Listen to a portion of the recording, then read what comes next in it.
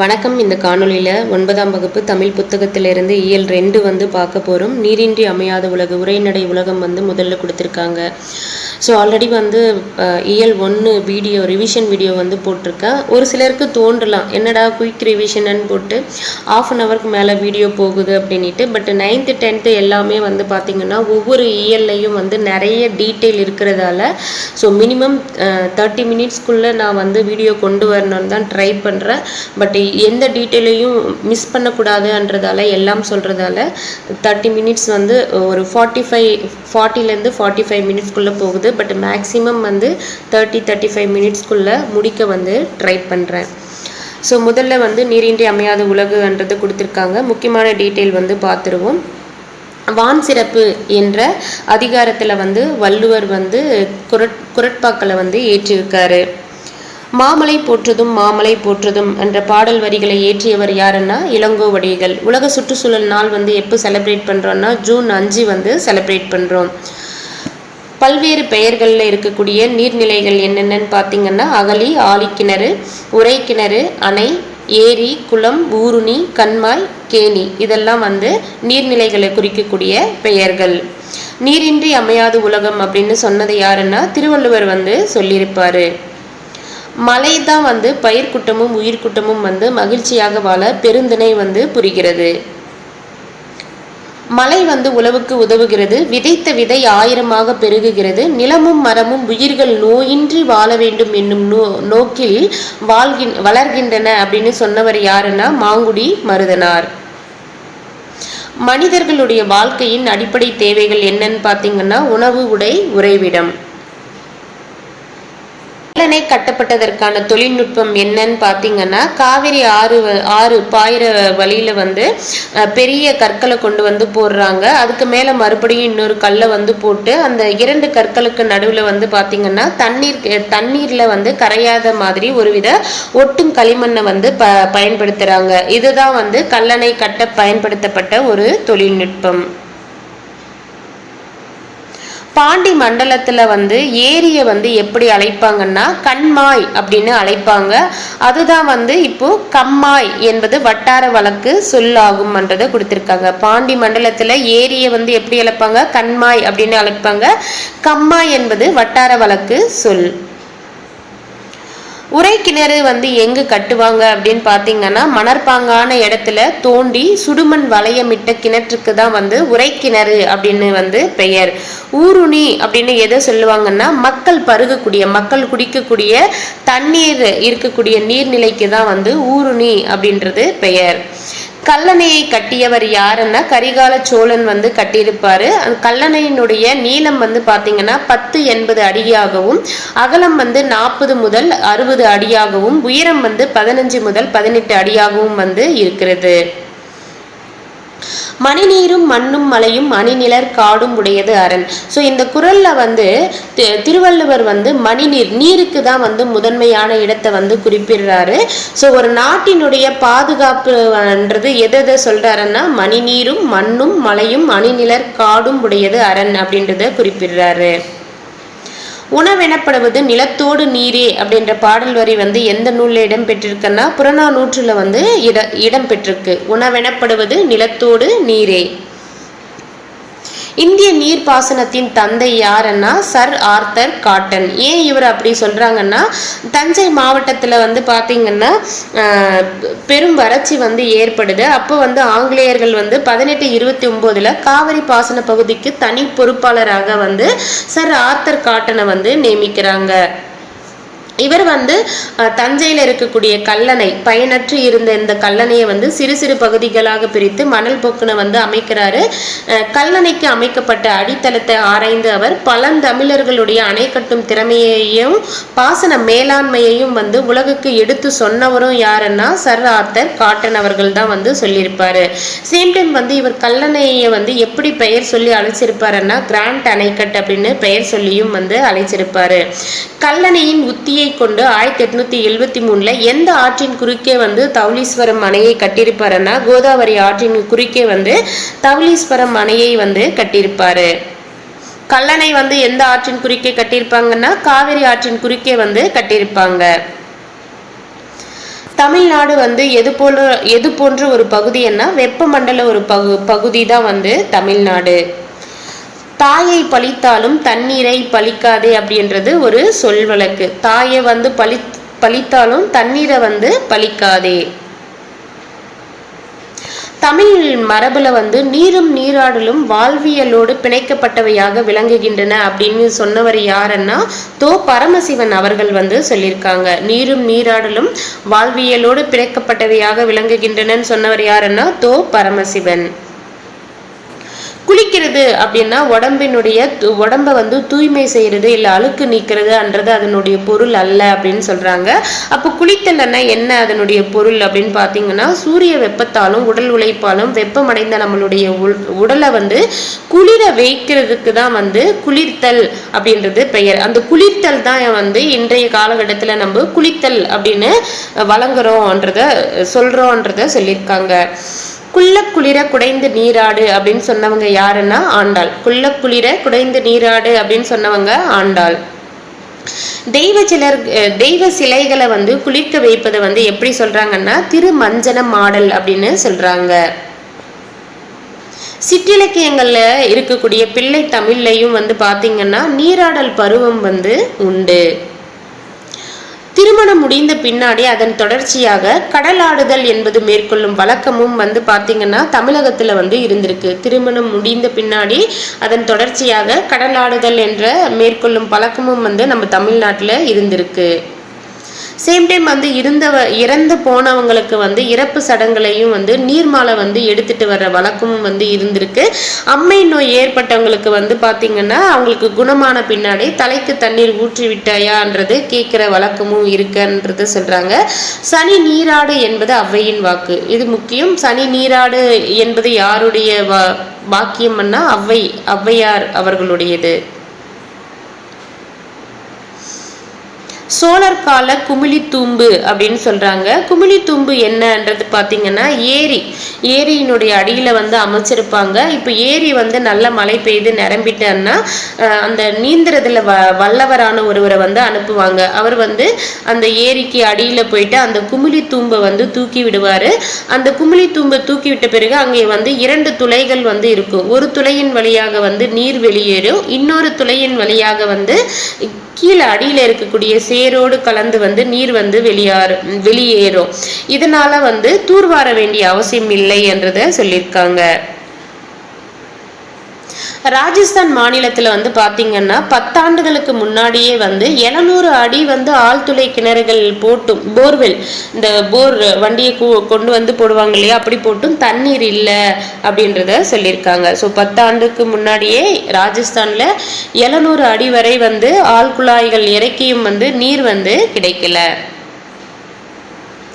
இந்த பாக்ஸ்ல இருக்கிறது ரொம்ப முக்கியம். தமிழகத்தின் நீர்நிலை பெயர்களும் விளக்கமும். அகழி அண்ணா கோட்டையின் புறத்தே அகழ்ந்தமைக்கப்பட்ட நீரரண். அருவி அண்ணா மலைமுகட்டு தேக்க நீர் வந்து குத்திட்டு குதிப்பது. ஆழி கிணறு அண்ணா கடல் அருகே தோண்டி கட்டிய கிணறு. ஆறு அண்ணா இரு கரைகளுக்கிடையே ஓடும் நீர்ப்பரப்பு. இளஞ்சி அண்ணா பல வகைக்கு பயன்படும் நீர்த்தேக்கம்.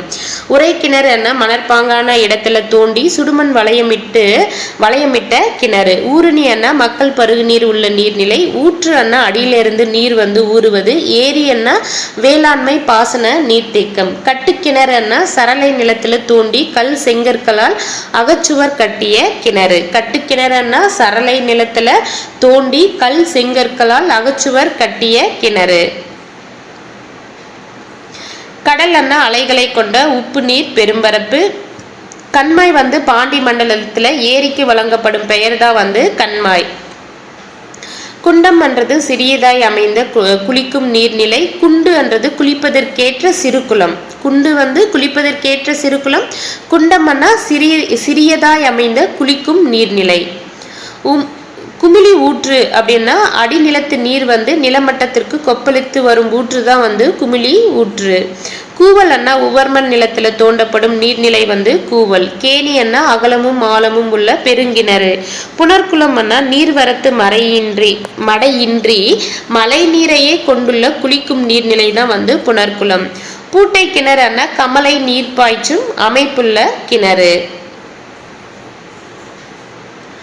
நீரே உணவாக இருக்கிறது என்பதை 2000 ஆண்டுகளுக்கு முன்பே துப்பார்க்கு துப்பாய தூவும் மலை என்ற குறள் மூலமா திருவள்ளுவர் வந்து சொல்லியிருக்காருன்றத சொல்லியிருக்காங்க.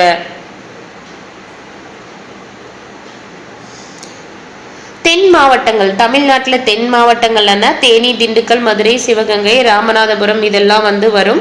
இங்கே வந்து விவசாயத்திற்காகவும் குடிநீருக்காகவும் உதவுவது எதுன்னு பார்த்தீங்கன்னா முல்லை பெரியாறு அணை வந்து உதவுது. இதை கட்டியவர் யாரு? முல்லை பெரியாறு அணையை கட்டியவர் யாருன்னா ஜான் பென்னி குவிக். ஆங்கிலேயர் ஆட்சி காலத்துல வந்து பாத்தீங்கன்னா வைகை வடிநில பரப்புல மழை பெய்து பஞ்சம் ஏற்பட்டதால பல்லாயிரக்கணக்கான மக்கள் வந்து பாதிக்கப்படுறாங்க. அப்போ மேற்கு தொடர்ச்சி மலையில பெய்யும் மழை நீர் வந்து பாத்தீங்கன்னா பெரியாற்றில் ஓடி வீணா வந்து கடல்ல வந்து கலப்பதை அறிந்து அங்க ஒரு அணை கட்ட முடிவு செய்யறாங்க ஆங்கில அரசு. ஸோ அதுக்காக வந்து இவரை வந்து நியமனம் பண்றாங்க, ஜான் பென்னி குவிக். ஸோ நடுவில் வந்து பாத்தீங்கன்னா அந்த அணை கட்ட அதிகமா பணம் தேவைப்படுது. அரசு வந்து ஆங்கிலேய அரசு கொடுக்கலன்னாலும் இவர் வந்து ஜான் பென்னி குக் என்ன பண்றாருன்னா அவருடைய நிலங்கள் எல்லாம் விற்று அவருடைய சொந்த காசை போட்டு அந்த அணையை வந்து கட்டி முடிக்கிறாங்க. ஸோ அவருக்கு நன்றி தெரிவிக்கும் விதமாக அந்த பகுதிகளில் இன்றைய குழந்தைகளுக்கும் வந்து பார்த்தீங்கன்னா பென்னி குக் என்ற அவருடைய பெயரை வந்து சூட்டிட்டு வர்றது வழக்கம்ன்றதை குறிப்பிட்டிருக்காங்க. ஸோ முல்லை பெரியாறு அணையை கட்டியவர் யாருன்னா ஜான் பென்னி குக். ஸோ முல்லை பெரியாறு அணையில் வரக்கூடிய அந்த 6 பேர் என்னென்னா வைகை ஆறு, வைகை ஆற்று நீர் தான் வந்து அந்த அணையில் வந்து சேமித்து வைக்கிறோம். அடுத்து வந்து பார்த்தீங்கன்னா பட்டமரம், கவிஞர் தமிழொலி எழுதிய கவிதை வந்து கொடுத்துருக்காங்க. ஸோ இந்த மரத்தை பாருங்க, இதில் இருக்கிறது தான் அப்படியே கவிதையாக வரும். மொட்டை கிளையோடு நின்று தினம் பெரு மூச்சு விடும் மரமே, வெட்டப்படும் ஒரு நாள் வரும் என்று விசனம் அடைந்தாயோ, குந்த நிழல் தர கந்த மலர் தர கூரை விரித்த இலை, வெந்து கருகிட இந்த நிறம் வர வெம்பி குமந்தனையோ, கட்டை எனும் பெயர் உற்றி கொடுந்துயர் பட்டு கருகினையோ, பட்டை எனும் உடை இற்று கிழிந்தெழில் முற்றும் இழந்தனையே,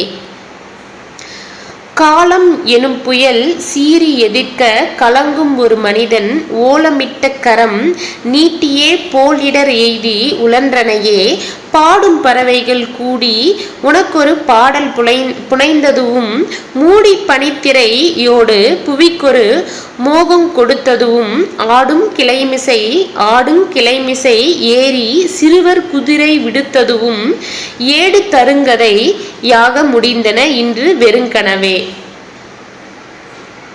குந்த அண்ணா உட்கார, கந்தம் அண்ணா மனம் வாசனை, மிசை அண்ணா மேல், விசனம் அண்ணா கவலை. இலக்கண குறிப்பு வந்து பாருங்க, வெந்தி வெம்பி எய்தி, ஈ அல்லது ஊல வந்து முடிஞ்சா வினையச்சங்கள். மூடும் பனி மூடுகின்ற பனி முக்காலத்துக்கும் பொருந்துற மாதிரி வந்தா வினைத்தொகை. ஆடுங்கிளை பெயரச்ச தொடர், ஆடும் கிளை, இது ஏன் பெயரச்ச தொடர்னா ஆடு ஊ அல்லது ஈ வந்தா வந்து நம்ம வினையேற்றோம் அப்படின்னு பார்த்துருப்போம். பட் அந்த ஆடுக்கு அடுத்து வந்து நீங்க ஆடி போனான் அப்படின்னு வந்து சொல்லுவோமா, ஆடும் கிளை என்றது இந்த பெயர் சொல்ல வந்து சினை பெயர் அப்படின்னு சொல்லுவோமா. கிளை என்றது சினையை குறிக்கும், சினை பெயர். ஒரு பெயர் வந்து வருது, ஆடும் அடுத்து வந்து ஒரு பெயர் வர்றதால இது வந்து பெயரச்ச தொடர். கவிஞர் தமிழொலி எங்க பிறந்தாருன்னா புதுவையில வந்து பிறந்திருக்காரு. 1924 பிறந்து 1965 வந்து இறந்திருக்காரு. பாரதிதாசன் வந்து 64 இறந்திருப்பாரு. கவிஞர் தமிழொலி வந்து 65 வந்து இறந்திருக்காரு. ஸோ 41 வருஷம் வந்து வாழ்ந்திருக்காரு. பாரதியாருடைய வழித்தோன்றலும் பாரதிதாசனின் மாணவராகவும் விளங்கியவர் யாருன்னா கவிஞர் தமிழொலி. நிலை பெற்ற சிலை, வீராயி, கவிஞனின் காதல், மேதினமே வருக, கண்ணப்பன் கிளிகள், குருவிப்பட்டி, தமிழர் சமுதாயம், மாதவி காவியம் முதலிய நூல்களை ஏற்றியவர் யாருன்னா கவிஞர் தமிழொலி அவர்கள் வந்து ஏற்றிருக்காங்க. தமிழ் ஒலியின் கவிதைகள் என்ற நூல்ல இருந்து நம்மளுக்கு கவிதை வந்து கொடுத்திருக்காங்க. ஸோ தமிழ் ஒலியின் கவிதைகள் என்றது யாருடையதுன்னா தமிழ் ஒலி அவர்களுடையதுதான். பெரிய புராணம் சேக்கிலார் வந்து இப்போ நம்மளுக்கு கொடுத்துருக்கக்கூடிய பாடப்பகுதியில் வந்து அந்த பாடல்கள் எல்லாம் எதை பற்றி இருக்குன்னா சோழர்களுடைய நாடு வந்து எந்த அளவுக்கு நீர் நாடாக விளங்கியிருக்கு அப்படின்றத பற்றியும், காவிரி ஆறு தான் வந்து அங்கே பாய்ந்திருக்கும்.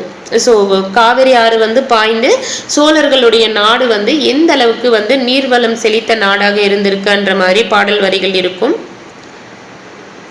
மாவி விரைந்தெழுந்தார்ப்ப வரைத்தரு பூவிரித்து புதுமது பொங்கிட வாவியிற் பொலிநாடு வளர்ந்தர காவிரி புனல் கால் பரந்தோங்குமால். மா அண்ணா வண்டு, மதி அண்ணா மது அண்ணா தேன், மது அண்ணா தேன், வாவி அண்ணா பொய்கை, வாவி அண்ணா பொய்கை. மண்டு புனல் பரந்த வயல் வளர்முதலின் சுருள் விரிய கண்டுளவர் பதங்காட்ட கலைகளையுங் கடைசியவர்கள் தண்டரல சொறி பணிலம் இடரிடை தளர்ந்தசைவார் வண்டலையும் குழலலைய மடநடையின் வரம்பனைவார். வரம்பனைவார் அண்ணா வரப்பு, வரப்பு போய் அடையிறது. வளர்முதல் அண்ணா நெற்பயிர், தரளம் அண்ணா முத்து, பணிலம் அண்ணா சங்கு, வரம்பு அண்ணா வரப்பு. காடெல்லாம் கலைக்கரும்பு, காவெல்லாம் குலைக்கரும்பு, மாடெல்லாம் கருங்குவலை, வயலெல்லாம் நெருங்குவலை, கோடெல்லாம் மட அன்னம், குளமெல்லாம் கடல் என்ன, நாடெல்லாம் நீர்நாடு, தனை ஒவ்வா நலமெல்லாம்.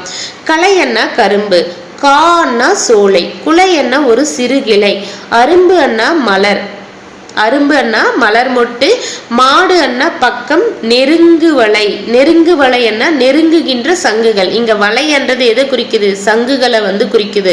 அதே வா பக்கத்துல நெடில் வா வாழை அப்படின்னு வந்தா அது மீனை குறிக்கும். ஸோ அதை நோட் பண்ணிக்கோங்க, கேட்க வாய்ப்புண்டு எக்ஸாம்ல. வலை அப்படின்னு வந்தா சங்குகள், வாழை அப்படின்னு வந்தா மீன் வரும். கோடு அண்ணா குளக்கரை, அன்னம் ஆடும் அகந்துறை பொய்கையில் துண்ணும் மேதி படிய துதைந்திலும் கன்னி வாழை கமுகின் மேற் பாய்வன மண்ணுவான் மிசை வானவில் போலுமால்.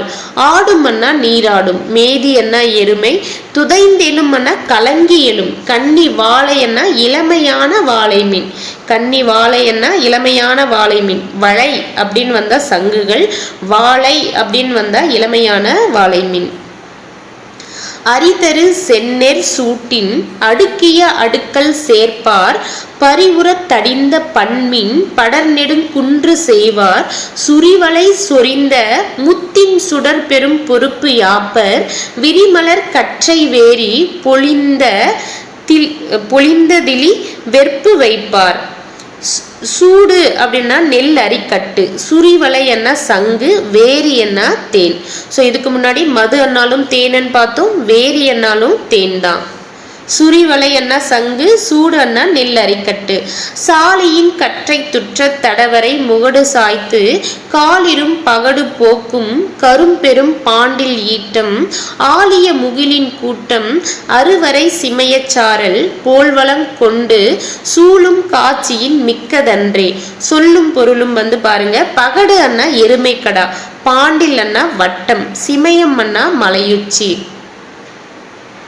நாளிகேரன் செருந்தி நறுமலர் நரந்தம் எங்கும் கோழி சாலந்த மாலம் குளிர்மலர் குரவம் எங்கும் தாளிரும் போந்து சந்து தன்மலர் நாகம் எங்கும் நீலுலை வஞ்சி காஞ்சி நிறைமலர் கோங்கம் எங்கும்.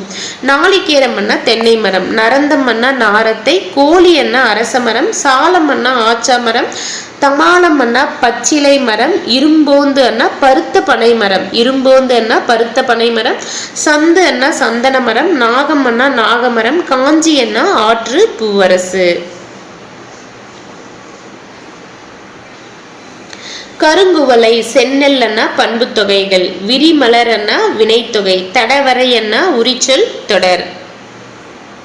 சுந்தரர் இயற்றியது பாத்தீங்கன்னா திருத்தொண்ட தொகை. ஸோ இந்த சுந்தரர் இயற்றிய திருத்தொண்டை தொகையில அடியார் பெருமையை சொல்லியிருப்பாங்க. இதை இன்னும் கொஞ்சம் விரிவாக்கம் செய்து நம்பியாண்டார் நம்பி பாத்தீங்கன்னா திருத்தொண்டர் திருவந்தாதியை ஏற்றிருப்பாரு. இந்த திருத்தொண்டர் திருவந்தாதியில ஒவ்வொரு பாடல்லையும் அடியார்களுடைய சிறப்பை சொல்லியிருப்பாரு. இந்த இரண்டு நூல்களையும், அதாவது சுந்தரர் இயற்றிய திருத்தொண்டை தொகையையும் நம்பியாண்டார் நம்பியால் ஏற்றப்பட்ட திருத்தொண்டர் திருவந்தாதி, இந்த இரண்டு நூல்களையும் அடிப்படையாக கொண்டு சேக்கிலார் பாத்தீங்கன்னா ஒவ்வொரு புராணத்திலையும் ஒவ்வொரு அடியாராக 63 சிறப்புகளை விளக்கி பாடப்பட்டதுதான் திருத்தொண்டர் புராணம். திருத்தொண்டர் புராணம். சேக்கிழார் இயற்றியது திருத்தொண்டர் புராணம். இந்த திருத்தொண்டர் புராணம் அதனுடைய பெருமை காரணமாக பெரிய புராணம் அப்படின்னு அழைக்கிறாங்க. ஸோ சேக்கிழார் இயற்றியது திருத்தொண்டர் புராணம், நம்பியாண்டார் நம்பி இயற்றியது திருத்தொண்டர் திருவந்தாதி, சுந்தரர் இயற்றியது திருத்தொண்டர் தொகை. திருத்தொண்டர் தொகையில அடியார் பெருமையை சொல்லியிருப்பாங்க. அது இன்னும் கொஞ்சம் விரிவாக்கம் பண்ணி ஒவ்வொரு பாடல்லையும் அடியார்களின் சிறப்பை கூறியது திருத்தொண்டர் திருவந்தாதி. இந்த 2 நூல்களை அடிப்படையாக கொண்டு ஒவ்வொரு புராணத்திலையும் ஒவ்வொரு அடியாராக 63 சிறப்புகளை 63க்கும் சிறப்புகளாக விளக்கி பாடப்பட்டதான் திருத்தொண்டர் புராணம். பெருமை காரணமாக இது எப்படி அழைக்கப்படுகிறது அப்படின்னா பெரிய புராணம் அப்படின்னு அழைக்கப்படுது.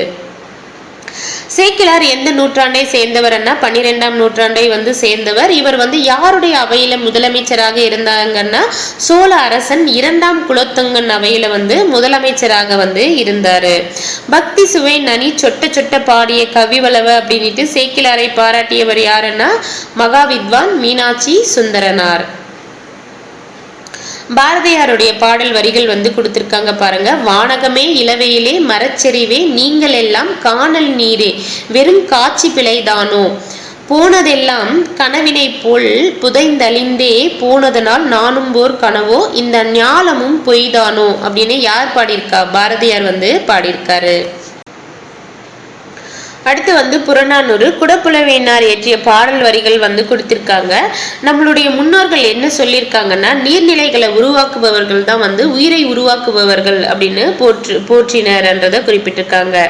ஸோ குடப்புலவேனார் என்ன சொல்லியிருக்காங்கன்னா வான்முட்கும் வடினின் மதில் மல்லல் மூதூர் வயவேந்தே செல்லும் உலகத்து செல்வம் வேண்டினும் ஞாலம் காவலர் தோல்வழி முறுக்கி ஒரு நீயாகல் வேண்டினும் சிறந்த நல்லிசை நிறுத்தல் வேண்டினும் மற்ற அதன் தகுதிக்கேள் இனி மிகுதி ஆள நீரின்றி அமையா யாக்கைக்கு எல்லாம் உண்டி கொடுத்தோர் உயிர் கொடுத்தோரே உண்டி முதற்றே உணவின் பிண்டம் உணவெனப்படுவது நிலத்தோடு நீரே நீரும் நிலமும் புணரியோர் ஈண்டு உடம்பும் உயிரும் படைத்திசினோரே வித்துவான் நோக்கும் புன்புலம் கண்ணகன் வைப்பிற்று ஆயினும் நன்னி ஆளும் இறைவன் தாட்கு உதவாதே ஆனால் அடுப்போர் செழிய இகழாது வல்லே நிலன் நெலுமருங்கின் நீர்நிலை பெருக்க தட்டோர் அம்மா இவன் தட்டோரே தள்ளாதோர் இவன் தள்ளாதோரே. ஸோ இந்த பாடல் வரிகள் யாருக்குடையதுன்னா பாண்டியன் நெடுஞ்செழியனை பாடியிருக்காங்க. குடப்புலவையினார் பாண்டியன் நெடுஞ்செழியனுக்காக பாடியிருக்காங்க. இதுல வரக்கூடிய திணை பொதுவியல் துணை அப்படின்னுட்டும் துறை முதுமொழி காஞ்சி அப்படின்றத குறிப்பிட்டிருக்காங்க. பொதுவியல் திணை அப்படின்னா என்னன்னு பார்த்தீங்கன்னா வெற்றி முதலிய புறத்திணைகளுக்கெல்லாம் பொதுவான செய்திகளையும் முன்னர் விளக்கப்படாத செய்திகளையும் கூறுவதுதான் பொதுவியல் திணை. ஸோ பொதுவியல் திணைன்னா வெற்றி முதல் புறத்திணைகளுக்கெல்லாம் பொதுவான விஷயங்களையும் முன்னாடி சொல்லப்படாத செய்திகளையும் சொல்றது தான் பொதுவியல் திணை.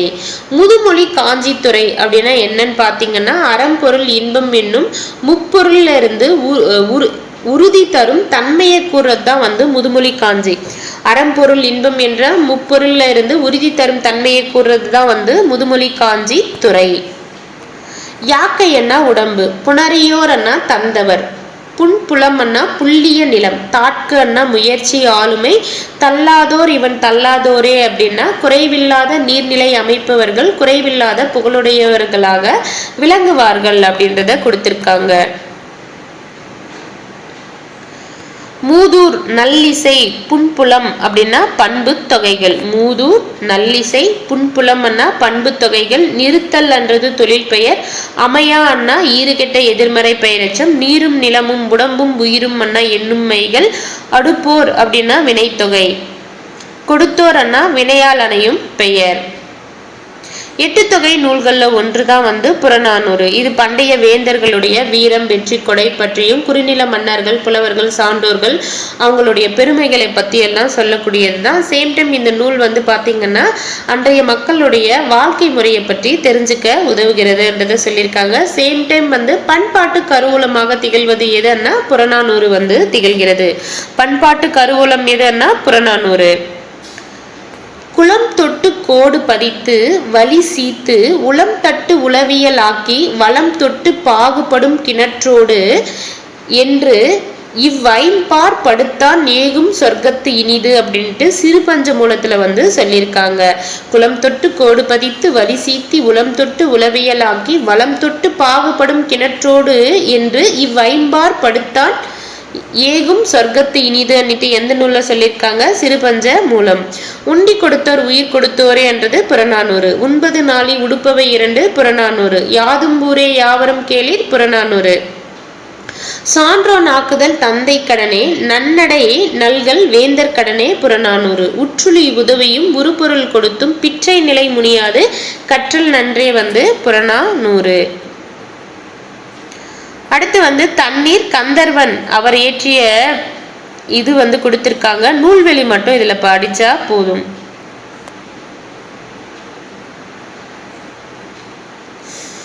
கந்தர்வனின் இயற்பெயர் என்னன்னு பாத்தீங்கன்னா நாகலிங்கம். கந்தர்வனின் இயற்பெயர் நாகலிங்கம். இவர் எங்க பிறந்தார் அப்படின்னு பாத்தீங்கன்னா ராமநாதபுரம் மாவட்டத்தை வந்து சேர்ந்தவர்.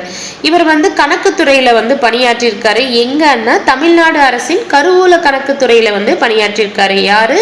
நாகலிங்கம். கந்தர்வனின் இயற்பெயர் நாகலிங்கம். ஸோ கந்தர்வன் வந்து தமிழ்நாடு அரசின் கருவூல கணக்குத்துறையில வந்து பணி செஞ்சிருக்காரு. சாசனம் ஒவ்வொரு கல்லாய் கொம்பன் போன்ற சிறுகதைகளை இயற்றியவர் யாருன்னா கந்தர்வன். சாசனம் ஒவ்வொரு கல்லாய் கொம்பன் போன்ற சிறுகதைகளை இயற்றியவர் யாருன்னா கந்தர்வன். துணை வினைகள். வினை வகைகள் வந்து பாத்தீங்கன்னா பல வகையாக பாகுபடுத்தலாம் அப்படின்னு சொல்லியிருக்காங்க. தனிவினையும் கூட்டு வினையும் பத்தி சொல்லியிருக்காங்க. தனிவினை கூட்டு வினை. ஸோ இந்த தனிவினை அப்படின்னா என்னன்னு பாத்தீங்கன்னா படியுங்கள் படிக்கிறார்கள். ஸோ இந்த வார்த்தைகள்ல இருக்கு. இதுல வந்து வினையடி எதுன்னா படி என்றது தான் வினையடி. இதை வந்து மேலும் வந்து பகுக்க முடியுமான்னா பகுக்க முடியாது. பகுக்க முடியாதப்ப அது என்னன்னு சொல்லுவோம்? பகாபதம் அப்படின்னு சொல்லுவோம்.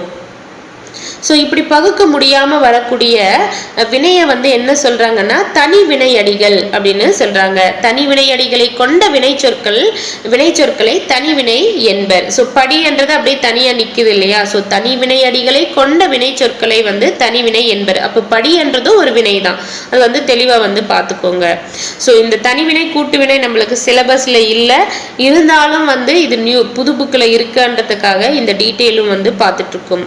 கூட்டு வினை வந்து ஆசைப்பட்டேன், கண்டுபிடித்தார்கள், தந்தி அடித்தேன், அப்புறமா முன்னேறினோம். இதுல வந்து பாத்தீங்கன்னா வினைன்றது எதை சொல்லுவோம்? ஆசைப்படு, கண்டுபிடி, தந்தி அடி, முன்னேறு, இதெல்லாம் வந்து வினை. இதை வந்து பகுக்க முடியுமான்னா முடியும். கூட்டு வினை அடிகளை கொண்ட வினை சொற்களை கூட்டு வினை என்பர். ஸோ இதை வந்து பகுக்க முடியுது இல்லையா? அப்போ வந்து இது கூட்டு வினைகள் அப்படின்றத சொல்றாங்க.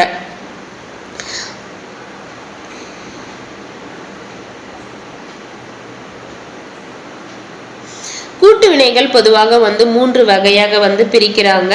ஒரு பெயரும் வினையும் சேர்ந்தாலும் அது என்னவா வரும்னா வினையாதான் வந்து வரும். அதே போல ஒரு வினையும் சேர்ந்தாலும் ஒரு வினையாதான் வந்து வரும். இடையோட வினை சேர்ந்தாலும் அது என்னவா வரும்? வினையாதான் வரும் அப்படின்றத சொல்றாங்க. ஸோ கூற்று வினைகள் 3 வகை. என்ன? பெயர் குட்டல் வினையும் வந்து வினை. தந்தி என்றது ஒரு பெயர், அடி என்றது வினை. ஸோ அதை வந்து தந்தி அடி அப்படின்ட்டு ஒரு வினையா வந்து மாறுது. அதை தான் வந்து சொல்லியிருக்காங்க. வினை குட்டல் வினையும் வினைதான், இடைக்குட்டல் வினையும் வந்து வினைதான். முதல் வினை துணை வினை. முதல் வினை துணை வினை அப்படின்னா என்னன்னா, இப்போ அங்க பாருன்னு சொன்னா நம்ம கண்களால பார்க்கணும். அப்போ வந்து நம்ம கண்கள் என்னது? பார்த்தல். ஸோ ஒரு முதன்மை பொருள், அது அந்த பார் அன்றதுக்கான அடிப்படை பொருளை தந்தா அது வந்து முதல் வினை. அடுத்து வந்து ஓட பார்த்தான், எழுதி பார்த்தான். இதுல வந்து ஓட பார்த்தான், எழுதி பார்க்கறாங்கன்னா அவங்க வந்து அவங்களே வந்து செல்ஃப் அனலைஸ் பண்ணிக்கிறாங்க தெரியுமான்னுட்டு. அங்க வந்து கண்களால பார்க்கறது என்ற பொருள் வந்து வரல. இப்படி அதனுடைய முதன்மை பொருள் தராம அந்த எழுதுறதுக்கான அதை சார்ந்து வரக்கூடிய பொருள் ஆகிறதால இதை வந்து துணைவினை அப்படின்னு சொல்லுவாங்க. அடிப்படை பொருளான பார்த்தல் என்னும் பொருளை தராமல் தனது முதல் உறுப்போடு சேர்ந்து வேறு பொருளை வந்து தர்றது தான் வந்து துணைவினை அப்படின்றாங்க. அதை தான் இப்போ நான் மேலே சொன்னதை தான் வந்து டீட்டெயிலாக கொடுத்துருக்காங்க பாருங்க. ஓட பார்த்தேன், இதில் பார் என்பது முயன்றேன் என்ற முயற்சி பொருளை வந்து தருது. எழுதி பார்த்தால் இதுல வந்து பார் என்பது சோதித்து அறுதல் என்ற பொருளை வந்து தருது என்றதை குறிப்பிட்டிருக்காங்க. கூட்டு வினையின் முதல் உறுப்பாக வந்து தன்னுடைய அடிப்படை பொருளை வந்து தரும் வினையை வந்து முதல் வினை அப்படின்னு சொல்லுவோம். கூட்டு வினையின் இரண்டாவது உறுப்பாக வந்து தன் அடிப்படை பொருளை விட்டுவிட்டு முதல் வினைக்கு துணையாக வேறு இலக்கண பொருளை தரும் வினை துணை வினை எனப்படும். ஸோ எழுதி பார்த்தான்ல வந்து அந்த பார்த்தான்ன்றது இரண்டாவது உறுப்பாக வந்திருக்கு. அதனுடைய அடிப்படை பொருளை தருதன்னா இல்ல, முதல் வினை எழுதி என்ற அந்த முதல் வினைக்கு வந்து சார்ந்து வேறு இலக்கண பொருளை தர்றதால இது துணை வினை அப்படின்னு சொல்றாங்க. தமிழ்ல வந்து ஏறத்தாழ எத்தனை துணை வினைகள் இருக்குன்னா 40 துணை வினைகள் வந்து இருக்கு. தமிழ்ல எத்தனை துணை வினைகள் இருக்குன்னா 40 துணை வினைகள் வந்து இருக்கு. துணை வினைகள் ஆதிக்கம் அதிகமாக எதுல இருக்குன்னா பேச்சு மொழியில தான் வந்து இருக்கு. ஸோ துணை மொழியின் ஆதிக்கம் அதிகமா எதுல இருக்கு? பேச்சு மொழியில வந்து இருக்கு. தற்காலத்தில் தமிழ்ல இருக்கக்கூடிய துணை வினைகள் வந்து கொடுத்திருக்காங்க பாருங்க. ஆம், ஆயிற்று, இடு, ஒளி, காட்டு, கூடும், கூடாது, கொடு, கொண்டிரு, கொள், செய், தள்ளு, தா, தொலை, படு, பார், பொறு, போ, வை, வந்து, விடு, வேண்டாம், முடியும், முடியாது, இயலும், இயலாது, வேண்டும், உள் போன்ற பல சொற்கள் வந்து துணை வினைகளாக வழங்குகின்றன. முதல் வினை துணை வினை. புத்தகம் மேசையில் இருக்கிறது, என்னிடம் பணம் இருக்கிறதுன்னா என்கிட்ட இருக்கு என்ற பொருளை தந்ததுன்னா அது முதல் வினை. அதே துணை வினையில வந்து பாருங்க, நான் மதுரைக்கு போயிருக்கிறேன், அப்பா வந்திருக்கிறார்னா அங்க இருக்கன்னு இல்லை, அவங்க வந்திருக்காங்க. ஸோ அது வந்து துணை வினை. அவள் நெற்றியில் பொட்டு வைத்தேன், அவன் வானொலியில் பாட்டு வைத்தான், முதல் வினை. நீ என்னை அழ வைக்காதே, அவர் ஒருவரை பாட வைத்தார் என்றதெல்லாம் வந்து துணை வினை. பானை 4 படி அரிசி கொள்ளும், நான் சொன்னதை நீ கருத்தில் கொள்ளவில்லை, இது வந்து முதல் வினை. நீ சொன்னால் அவன் கேட்டுக்கொள்வான், நோயாளியை பார்த்து கொள்கிறேன் எல்லாம் துணை வினை. ஸோ இதே போல நிறைய வந்து கொடுத்திருப்பாங்க. நீங்க முதல் வினை துணை வினை புரிஞ்சுக்கிட்டா போதும். தமிழ் மற்றும் ஜப்பானிய மொழிகளில் வந்து பார்த்தீங்கன்னா துணை வினைகள் வந்து முதல் வினைகளுக்கு பின்பே இடம்பெறும். ஸோ நம்ம வந்து துணை வினைகள் எப்படி இடம்பெற்றிருந்தது? எழுதி பார்த்தான்ன்றது தான் துணை வினை. அது எழுதி என்றது முதல்ல வருது, இரண்டாவது இடத்துல தான் பார்த்தான் வருது. அப்போ துணைவினை வந்து எங்க இடம்பெறுது? இரண்டாம் இடத்துல தானே இடம்பெறுது. அதை தான் வந்து சொல்றாங்க. தமிழ்லையும் ஜப்பானிய மொழியிலையும் வந்து துணைவினைகள் வந்து பாத்தீங்கன்னா முதல் வினைக்கு பின்னாடி தான் வந்து இடம்பெறுது. எடுத்துக்காட்டு, கீழே விழ பார்த்தான். இந்த தொடர்ல வந்து விழ என்றது முதல் வினை, பார்த்தான் என்பது துணைவினை. தமிழ்ல வந்து துணைவினையாக வரும் வேர்ச்சொல் வந்து சில தொடர்கள்ல வந்து முதல் வினையாகவும் வந்து வரும்ன்றத சொல்றாங்க. தமிழ் மொழியில துணைவினையாக வரும் வேர்ச்சொல் வந்து சில தொடர்கள்ல வந்து முதல் வினையாகவும் வரும்.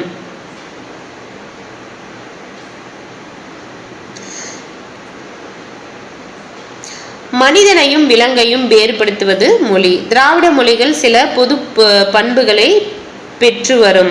காலந்தோறும் தன்னை புதுப்பித்துக் கொள்ளும் மொழி தமிழ். என் ஐயத்தை கேட்பதற்கு எவரேனும் கிடைக்க மாட்டார்களா என்று தேடி பார்த்தேன்.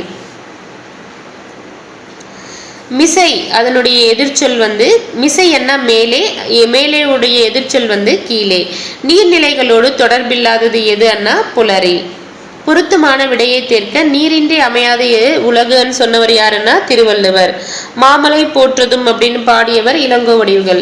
நீரின்றி அமையாத யாக்கை அப்படின்னு சொன்னவங்க யாருன்னா குடப்புலவியினார் வந்து புறநானூற்றுல வந்து சொல்லியிருப்பாங்க. நீரின்றி அமையாத யாக்கை, யாக்கை என்ன உடம்பு. பொருத்தமான வினையை எடுத்து எழுதுக. கதிர் அலுவலகத்தில் இருந்து விரைவாக வந்து விட்டான், அவன் பையன் பள்ளியில் இருந்து இன்னும் வரவில்லை. மல்லல் முதிர் வயவேண்டே. ஸோ அடிக்கோடிட்ட சொல்லினுடைய பொருள் வந்து பாத்தீங்கன்னா வளம். யூமா வாசுகி அவர்களுடைய கவிதை வரிகள் வந்து கொடுத்திருக்காங்க. வீட்டின் பக்கத்தில் நிற்கிறது ஒரு மரம், கூடத்து ஜன்னலையும் சமையலறை ஜன்னலையும் விரிந்த கிளைகளால் பார்த்து கொண்டிருக்கிறது. கைகள் அசைத்து கால்கள் அசைத்து கூடத்தில் கிடக்கும் சிசு மிளற்றுகிறது ஒரு சொல்லை. சமையல் அறையில் பணி முனைந்திருக்கிற அம்மா அச்சொல்லையே நீல வாக்கியங்களாக்கி பதில் அனுப்புகிறாள். விரல் நீட்டி சிசு பேசுகிறது மீண்டும் அத்தோணியிலேயே. அம்மா குளறுகிறாள். கடவுளுக்கும் புரியாத அவ்வுரையாடல்களை கிரகிக்க கூடத்து ஜன்னலுக்கும் சமையலறை ஜன்னலுக்குமாய் கிளைகளின் வழியே ஓடி ஓடி கவனிக்கிறது அணில். பெருகும் சொற்களும் அபூர்வ எதிர்வினைகளும் அதீத குழப்பத்தில் ஆழ்ந்த அணில் ஓடி கலைக்கிறது. ஜன்னல்களுக்கிடையே அர்த்தங்களை மரம் பூக்களாக மொழிபெயர்த்து அதன் மீது உதிர்த்து கொண்டிருப்பது தெரியாமல். யூமா வாசுகி. பிழை நீக்கி எழுதுக. சர் ஆர்தர் காட்டன் கல்லணையின் கட்டுமான உத்தி கொண்டு தான் தௌலீஸ்வரம் அணைய கட்டினார். மதியழகன் தீக்காயம் ஏற்பட்ட இடத்தில் உடனடியாக தண்ணீர் கொண்டு குளிர வைத்தான். மலையே பயிர்க்குட்டமும் உயிர்க்குட்டமும் வாழ பெருந்துணை புரிகின்றது. நீலனும் மாலனும் அவசர கால தொடர்புக்கான தொலைபேசி எண்களின் பட்டியலை வைத்திருக்கிறார்கள். சூறாவளியின் போது மேல் மாடியில் தங்காமல் தரைத்தளத்திலேயே தங்கியதால் தப்பித்தனர். அடுத்து பழமொழிகளும் பார்த்துக்கோங்க. நெல்லுக்கு பாய்கிற தண்ணீர் புல்லுக்கு பாய்வது போல. தண்ணீர் வெந்நீர் ஆனாலும் நெருப்பை அணைக்கும். மெல்ல பாயும் தண்ணீர் கல்லையும் கரைக்கும். கிணற்று தண்ணீரை வெள்ளம் கொண்டு போகாது. கவிமணி தேசிக விநாயகனார் இயற்றிய பாடல் வரிகள் கொடுத்திருக்காங்க பாருங்க. கல்லும் மலையும் குதித்து வந்தேன், பெருங்காடும் செடியும் கடந்து வந்தேன், எல்லை விரிந்த சமவெளி எங்கும் நான் இறங்கி தவழ்ந்து வந்தேன், ஏறாத மேடுகள் ஏறி வந்தேன், பல ஏரி குளங்கள் நிரப்பி வந்தேன், ஊறாத ஊற்றிலும் உட்புகுந்தேன், மணல் ஓடைகள் பொங்கிட ஓடி வந்தேன். கவிமணி தேசிக விநாயகனார்.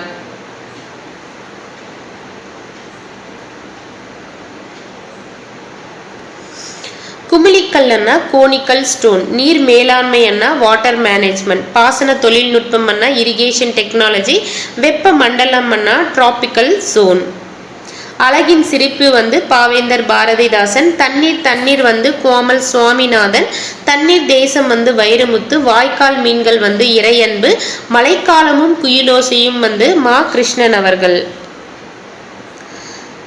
கண்ணுக்கு புலப்படாத தண்ணீரும் புலப்படும் உண்மைகளும் என்ற நூலை ஏற்றியவர் யாருன்னா மா அமரேசன் அவர்கள் ஏற்றிருப்பாரு. அவர் அந்த நூல்ல என்ன சொல்லியிருக்காருன்னா,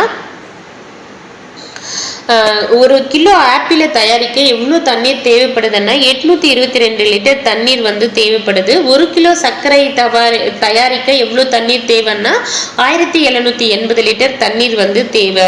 அதே ஒரு கிலோ அரிசியை உற்பத்தி செய்ய 2500 லிட்டர் தண்ணீரும், ஒரு கிலோ காப்பி கொட்டையை தயாரிக்க 18,900 லிட்டர் தண்ணீரும் தேவைப்படுகிறது. அடுத்து இயல் 3 இது செப்பரேட் வீடியோவை பார்ப்போம். தேங்க்யூ.